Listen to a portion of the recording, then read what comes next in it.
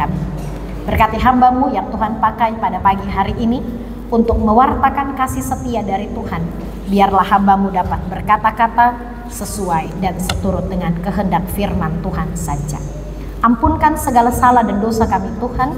Di dalam nama Tuhan Yesus Kristus yang adalah firman yang hidup itu, kami berdoa. Amin. Pembacaan firman Tuhan bagi kita dari 1 Raja-Raja pasal 15. Kita baca ayat 9 hingga ayatnya yang ke-15.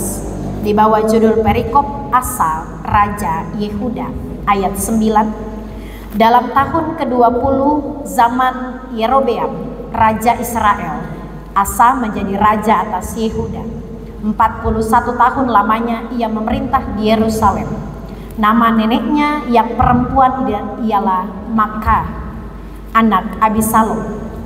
Asa melakukan apa yang benar di mata Tuhan seperti Daud bapa leluhurnya. Ia menyingkirkan pelacuran bakti dari negeri itu dan menjauhkan segala berhala yang dibuat oleh nenek moyangnya. Bahkan ia memecat Maakah, neneknya, dari pangkat ibu suri karena neneknya itu membuat patung Asyera yang keji. Asa merobohkan patung yang keji itu dan membakarnya di lembah Kidron. Sekalipun bukit-bukit pengorbanan tidak dijauhkan, namun Asa berpaut kepada Tuhan dengan segenap hatinya sepanjang umurnya. Ia membawa persembahan-persembahan kudus ayahnya dan persembahan-persembahan kudusnya sendiri ke rumah Tuhan, yakni emas dan perak serta barang-barang lain. Yang disebut berbahagia adalah kita semua yang membaca firman Tuhan, kita yang merenungkan berita firman Tuhan ini dan yang melakukannya dalam kehidupan kita setiap hari. Shalom. Shalom. Mungkin karena agak mendung-mendung pada pagi hari ini dan membuat Bapak dan Ibu agak sedikit slow. Sekali lagi, Shalom. Shalom. Puji nama Tuhan. Biar udara memanggil kita untuk kembali tidur.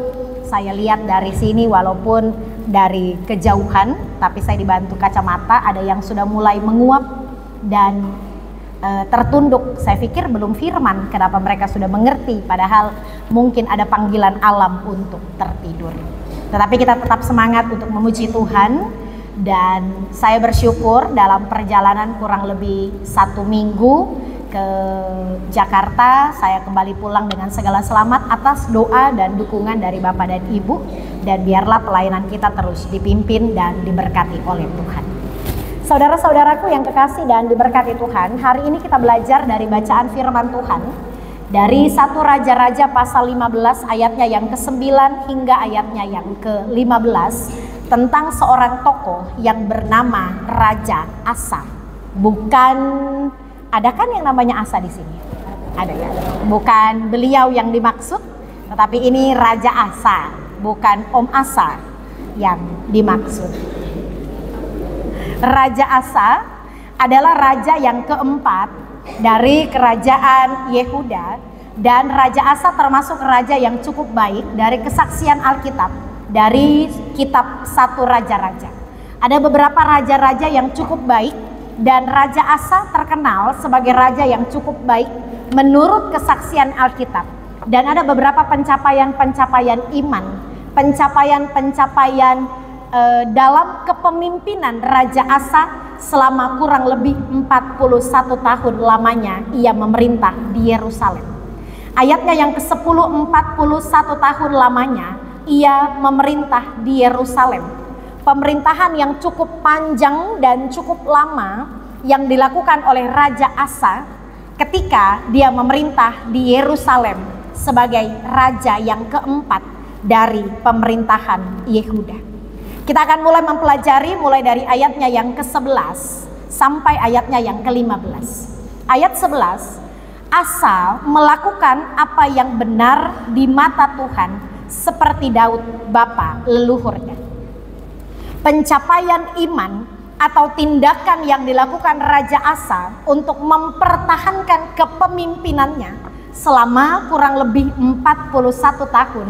Yang pertama dilakukan Raja Asa adalah dia melakukan apa yang benar di mata Tuhan.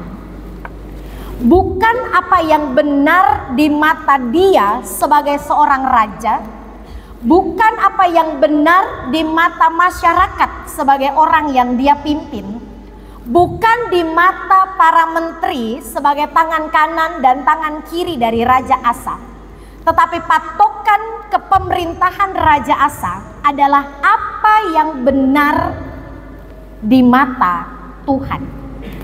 Baik belum tentu benar, tetapi apa yang benar pasti mendatangkan kebaikan.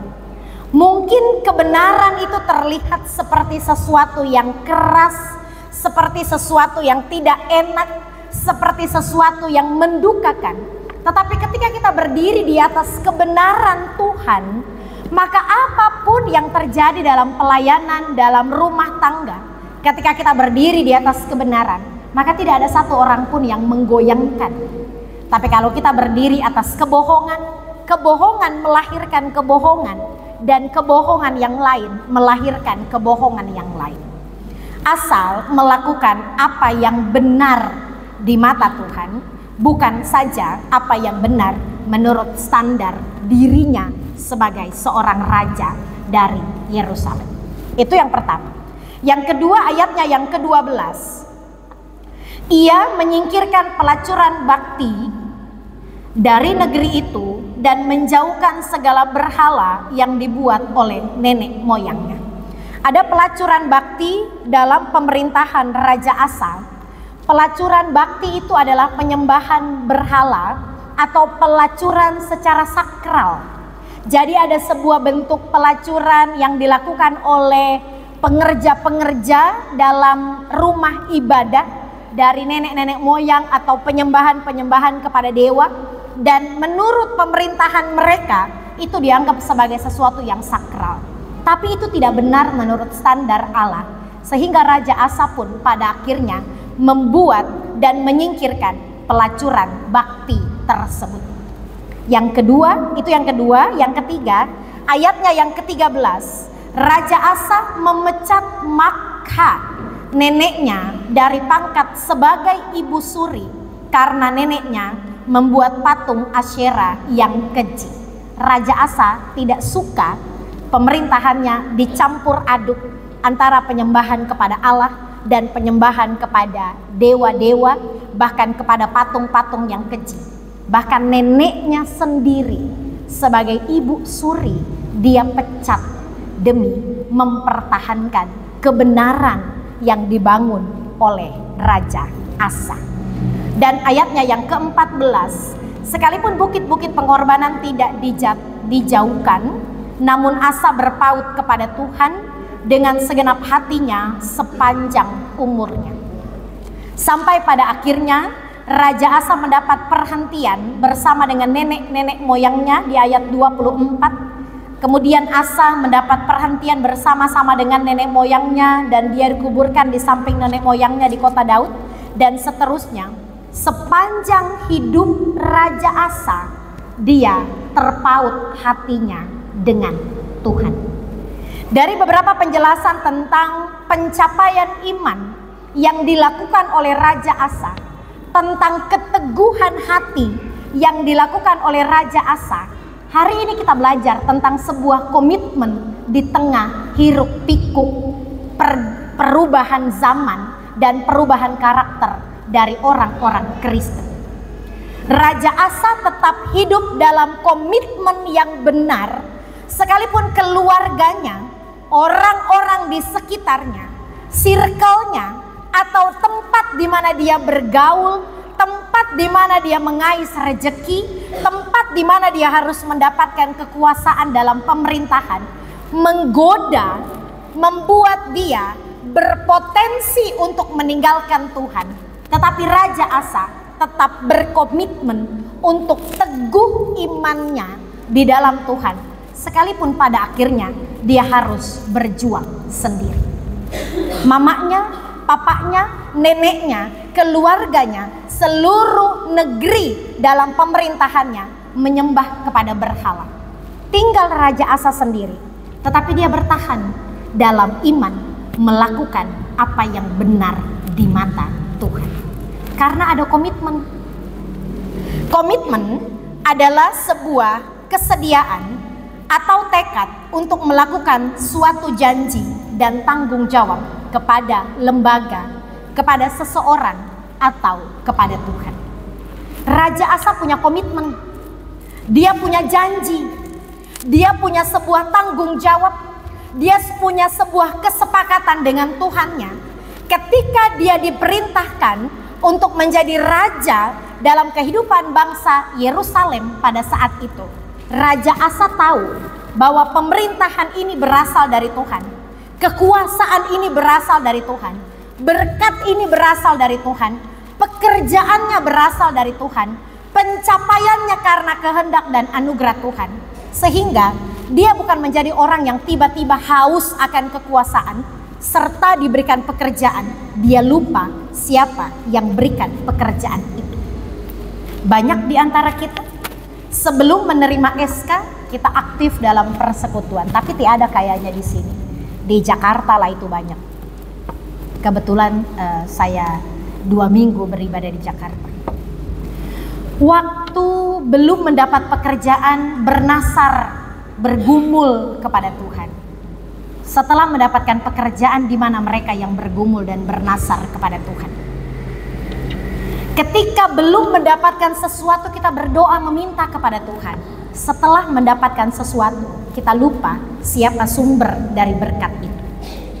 Ketika kita mau terima pekerjaan, sebelum mendapatkan pekerjaan, kita berdoa memohon kepada Tuhan, berjanji kepada Tuhan, Tuhan, kalau saya dapat pekerjaan, saya akan membawa persembahan hidup saya kepada Tuhan.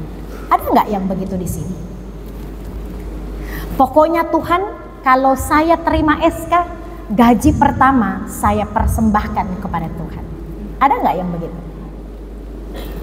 Gaji pertama masuk SMS banking, ting ting ting.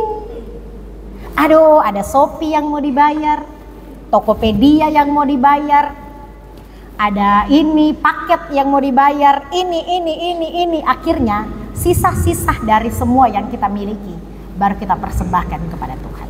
Ada nggak yang begitu? Ketika meminta jodoh kepada Tuhan, bagi Bapak dan Ibu yang mungkin mencari jodoh sampai hari ini, berdoa memohon bergumul kepada Tuhan.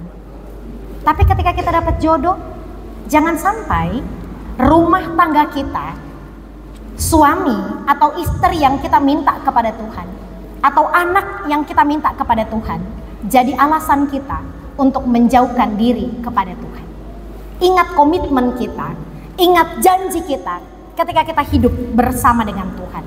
Kalau Tuhan kasih pekerjaan, itu anugerah dari Tuhan.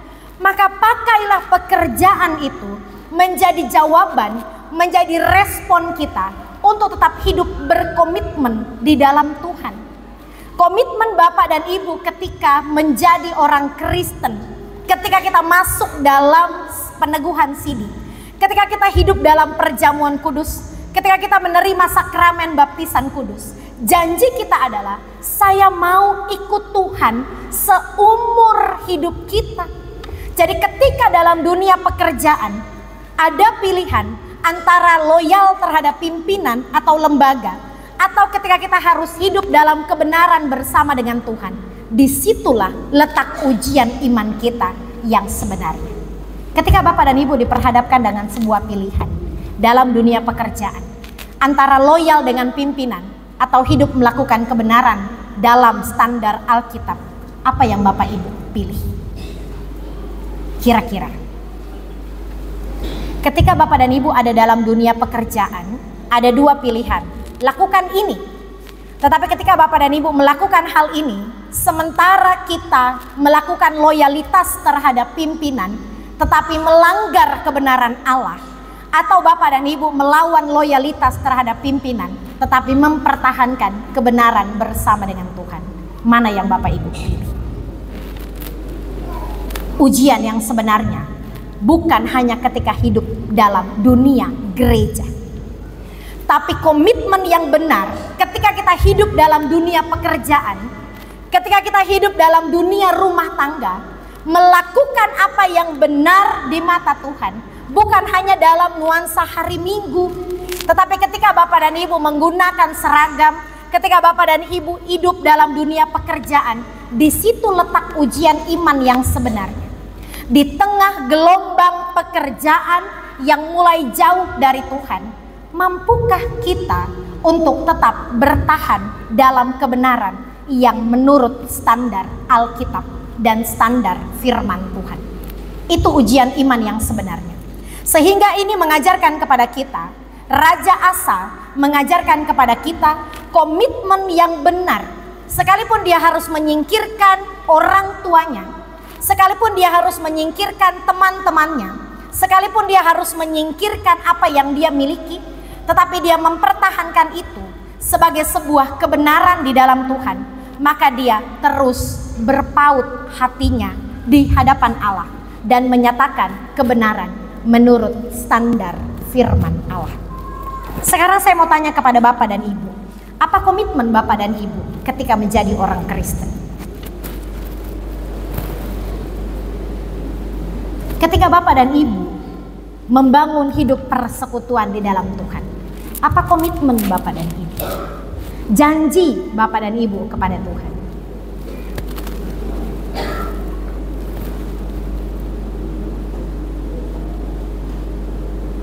Bapak dan Ibu tidak punya janji ya kepada Tuhan.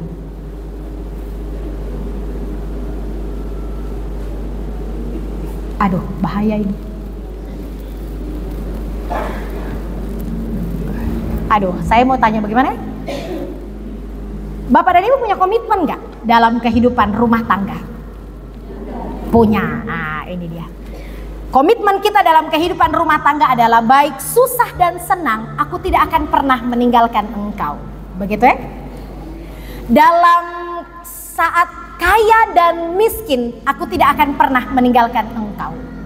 Saat engkau tua, saat engkau muda, bahkan sampai engkau tua, aku tidak akan pernah meninggalkan engkau. Ibu-ibu, ketika ada artis, apa kemarin? Nyoman Paul ya kemarin ya, berdiri di samping suaminya ibu-ibu. Ibu-ibu saja yang jawab. Mau pilih Nyoman Paul atau Pai Tua? Ibu-ibu saja yang jawab ini, bapak-bapak gak usah. Nyoman Paul yang tadi malam datang nih, ada yang nonton gak ya? Antara Nyoman Paul dan Pai Tua, dikasih pilihan, ibu-ibu mau pilih Pai Tua atau Nyoman Paul? Itu komitmen ya. Bapak-bapak, susah dan senang aku akan mencintai engkau istriku, kaya dan muda aku akan mencintai engkau, engkau cantik dan tidak cantik aku akan mencintai engkau. Bapak-bapak disuruh milih antara Luna Maya atau Mai Tua, pilih siapa? Pai Tua ini bapak-bapak yang pilih, bapak-bapak saja. Antara Luna, ini ada Luna Maya nih, disuruh milih dengan Mai Tua, pilih Mai Tua atau Luna Maya? Tidak bisa pilih dua dong, satu. Mau pilih Luna Maya atau Mai Tua? Mai Tua ya? Mai Tua. Luna Maya? Ya. Komitmen itu ketika ada pilihan, begitu. Nah, ketika Bapak dan Ibu, Mas, ini kalau yang begini-begini Bapak Ibu semangat deh, dan yang iman-iman Bapak dan Ibu nggak semangat. Ketika Bapak dan Ibu berkomit masuk gereja, apa komitmen Bapak dan Ibu? Apapun yang terjadi saya akan tetap ikut Yesus. Begitu toh? Susah dan senang aku akan ikut Tuhan. Begitu ya? Baru kaya dan miskin aku akan tetap ikut Tuhan. Ini ada uang segepok untuk Bapak dan Ibu. Lalu tinggalkan Kristus, pilih apa? Belum ada uangnya. Ada uang segepok yang habis, tidak akan habis 7 turunan buat Bapak dan Ibu. Tetapi tinggalkan Kristus. Apa yang Bapak Ibu pilih? Ikut Tuhan. Tadi tidak semangat seperti yang tadi ya? Lebih semangat yang tadi ketika Luna Maya. Ini Luna Maya, lalu tinggalkan Tuhan. Bapak-bapak pilih Luna Maya atau Tuhan? Tuhan gak kelihatan loh, Luna Maya kelihatan. Ya, pilihan itu, ujian iman itu terjadi ketika kita diperhadapkan dengan sebuah pilihan. Raja Asa diperhadapkan dengan sebuah pilihan. mau pecat neneknya sebagai ibu suri, dia usir neneknya, dia pecat neneknya, atau mempertahankan kebenaran. Dia ada dalam sebuah pilihan. Pada akhirnya Raja Asa berani menyatakan kebenaran sekalipun dia harus kehilangan neneknya, karena neneknya berpaling dari Tuhan. Menyatakan kebenaran sekalipun kita sendiri, menyatakan kebenaran sekalipun tidak ada pendukung bagi kita, menyatakan kebenaran karena kita tahu di balik kebenaran ada berkat yang Tuhan sediakan. Raja Asa rela kehilangan keluarganya karena dia berpaut kepada Tuhan dengan sepenuh hatinya. Maka ujian iman itu sebenarnya ada di tangan Bapak dan Ibu. Ketika Bapak dan Ibu diperhadapkan dengan sebuah pilihan antara cinta dan Tuhan, siapa yang Bapak Ibu pilih? Itu menjadi tanggung jawab kita bersama. Maka kita harus memilih Tuhan. Ketika Bapak dan Ibu diperhadapkan dengan sebuah tanggung jawab untuk naik jabatan, tetapi Bapak dan Ibu harus tinggalkan Tuhan, mana yang Bapak Ibu pilih? Itu menjadi pilihan kita. Pilihan hari ini menentukan nasib kita ke depan. Raja Asa sekalipun harus meninggalkan keluarganya, sekalipun harus kehilangan keluarganya, tetapi hatinya berpaut kepada Tuhan. Karena dia punya komitmen. Komitmen itu yang mendorong dia untuk menjadi orang yang berani benar di tengah angkatan yang tidak benar. Raja Asa berani berbuat kebenaran, bukan hanya berbuat kebaikan. Raja Asa berani berbuat kebenaran di tengah-tengah orang sezaman yang tidak benar di hadapan Tuhan. Jadi anak-anak muda, sekalipun dalam zamannya meninggalkan Kristus karena cinta, lagi zaman ini, maka jangan melakukan itu hanya karena ingin dianggap sebagai orang yang ikutan zaman. Mari tetap nyatakan kebenaran. Kalau gelap tidak akan pernah bersatu dengan terang. Kalau terang pasti akan bersatu dengan terang. Berani berbuat benar di tengah-tengah angkatan yang tidak benar. Berani berbuat benar di tengah-tengah zaman yang tidak benar. Berani menyatakan kebenaran sekalipun kita hanya sendiri. Kita berjuang sendiri meraih kebenaran, melakukan kebenaran, menyatakan kebenaran. Maka kita menjadi orang-orang yang hidup berpaut dengan Allah. Kebenaran itu bukan hanya ada di gereja, tapi kebenaran itu harus dinyatakan dalam dunia pekerjaan. Kebenaran harus dinyatakan dalam dunia pernikahan. Kebenaran itu harus dinyatakan dalam dunia pergaulan kita, sehingga kita menjadi orang-orang yang benar di tengah-tengah pekerjaan yang tidak benar. Kita menjadi orang-orang yang benar dalam dunia pernikahan, dan kita menjadi orang-orang yang benar dalam dunia pergaulan, dan demi kemuliaan nama Tuhan kita melakukannya dan menjadi berkat bagi banyak orang. Bapak Ibu siap melakukan kebenaran di tengah-tengah zaman yang tidak benar? Cuma 10 ini. Bapak dan Ibu siap nggak melakukan kebenaran di tengah-tengah zaman yang tidak benar?